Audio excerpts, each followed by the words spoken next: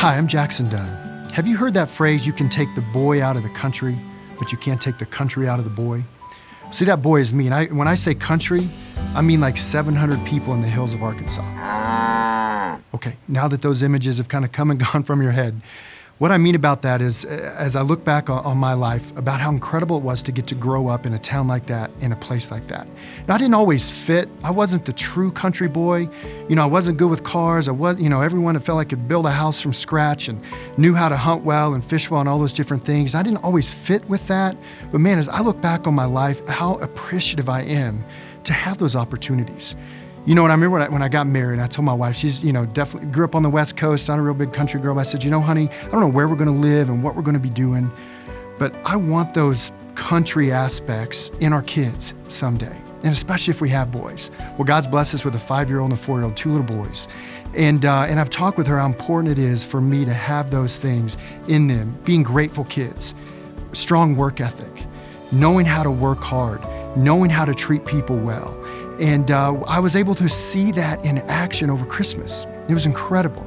My dad had just bought a house on the lake. And my dad had been dreaming about this for about the last 10 years, well before the grandkids were even on the scene. But he was dreaming of someday of getting to have them there. Well, we were there for a week over Christmas, and it was wonderful.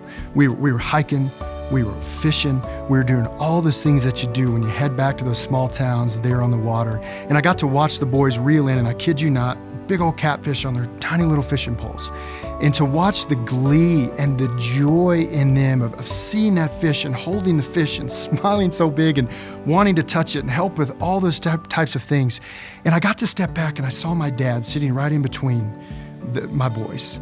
And they were fishing, they all had their poles in the water, and just the joy and the contentment it was. And I knew that was important for him to do that with them. I didn't realize until that moment how important it was for me to get to see them doing those things and to know the impact that it's going to have on them. Because my question for you is, what are those things for you? What are those values? And not what are they, how can you get there?